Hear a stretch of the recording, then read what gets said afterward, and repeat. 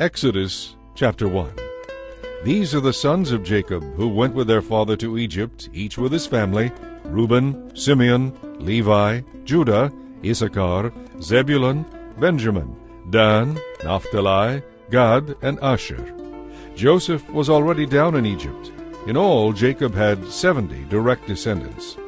In this time Joseph and each of his brothers died, ending that generation. But their descendants had many children and grandchildren. In fact, they multiplied so quickly that they soon filled the land. Then a new king came to the throne of Egypt, who knew nothing about Joseph or what he had done. He told his people, "These Israelites are becoming a threat to us because there are so many of them. We must find a way to put an end to this. If we don't, and if war breaks out, they will join our enemies and fight against us. Then they will escape from the country." So the Egyptians made the Israelites their slaves and put brutal slave drivers over them, hoping to wear them down under heavy burdens. They forced them to build the cities of Pithom and Ramses as supply centers for the king. But the more the Egyptians oppressed them, the more quickly the Israelites multiplied. The Egyptians soon became alarmed and decided to make their slavery more bitter still.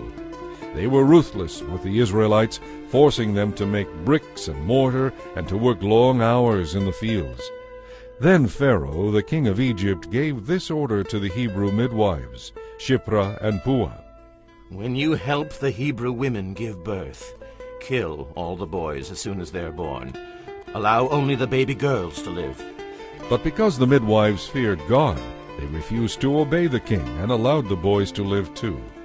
Then the king called for the midwives. "Why have you done this?" he demanded. "Why have you allowed the boys to live?" "Sir," they told him, "the Hebrew women are very strong. They have their babies so quickly that we cannot get there in time. They are not slow in giving birth like Egyptian women." So God blessed the midwives, and the Israelites continued to multiply, growing more and more powerful. And because the midwives feared God, he gave them families of their own. Then Pharaoh gave this order to all his people: "Throw all the newborn Israelite boys into the Nile River, but you may spare the baby girls."